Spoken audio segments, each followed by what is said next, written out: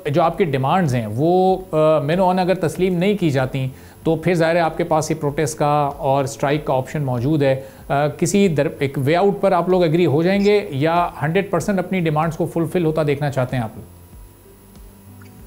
बिस्मिल्लाहिर्रहमानिर्रहीम। सबसे पहले मैं आपका शुक्रिया अदा करता हूँ कि मुझे आपने अपने चैनल पे लिया।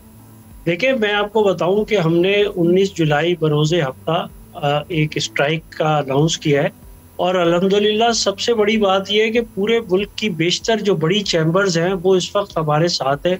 इसी तरह जो हमारी सारी बिजनेस एसोसिएशन हैं तमाम कराची की, पूरे मुल्क भर की, वो सब एक पेज पर है। तो ये बड़ी एक अच्छी चीज़ है कि पूरी ताजिर बिरादरी एक तरफ खड़ी है। इसी तरह आपने जैसे बताया कि पूरी जो ट्रांसपोर्ट एसोसिएशन है इसने भी हमारी इस हड़ताल की हिमायत की है।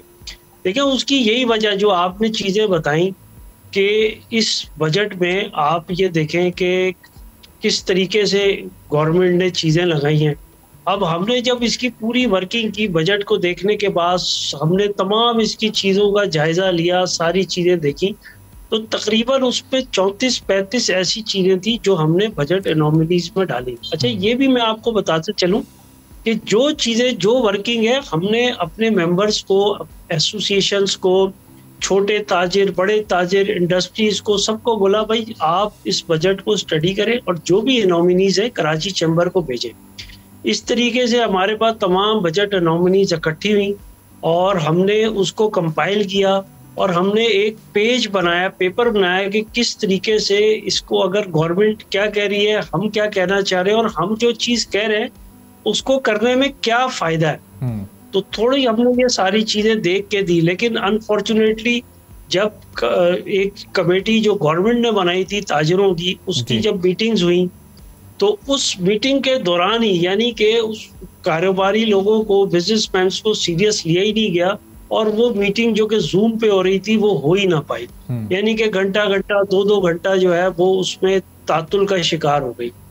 और उसके बाद अब हमने ये फैसला किया है कि 19 जुलाई को पूरी मुल्क की ताजिर बिरादरी स्ट्राइक पे जा रही है और गवर्नमेंट को हमने ऑप्शन ये दिए हैं कि आप ये 5 चीज़ें हमने डाली हैं, जिसमें जैसे आपने 37A 37B का जिक्र किया। देखें, ये काला कानून है।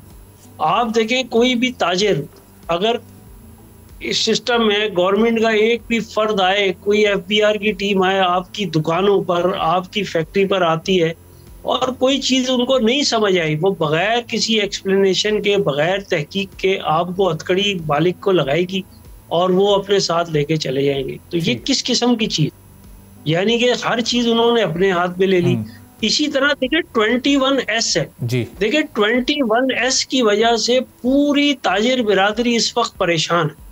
अब आप ये देखें कि कंपनियों ने, अगर किसी कंपनी अकाउंट में आप 2 लाख से ज्यादा पैसे जमा कराएंगे तो आपके ऊपर जो है वो जनाबे वाली एक टैक्स आ जाएगा। अब देखिए, कंपनियां किसकी होती है? कंपनी अकाउंट सिर्फ फाइलर खोलता है। देखिए, नॉन फाइलर के पास तो कंपनी अकाउंट होता ही नहीं है। तो यानी कि जो आदमी आपको पहले से ही टैक्स दे रहा है, सारा सिस्टम कर रहा है, आप उसको कहते हो कि जी आपके अकाउंट में पैसे जमा होंगे, उस पर हम टैक्स काट लेंगे। तो ये कौन सी ये चीज़ है? फिर इसी तरह आप देखें, ये ई-इनवाइस और ई-बिल्टी है। अब मिसाल है, एक दुकानदार है, उसके पास किसी चीज़ का ऑर्डर आता है, वो तो पहले उसका डिलीवरी ऑर्डर बनाता है और माल रवाना हो जाता है। अब रास्ते में उसकी सुजुकी है, गाड़ी है, ट्रक है, कोई रोक ले, भाई ये कहाँ है इसकी ई-इनवाइस। तो ये गवर्नमेंट चीज़ों को मुश्किल करती जा रही है। बात यह है कि कोई चीज़ ऐसी नहीं है कि आप समझे, कोई ताजिर बिरादरी को साथ बिठाएं। सब्सक्राइब करें और बेल दबाएं ताकि कोई खबर रह न जाए।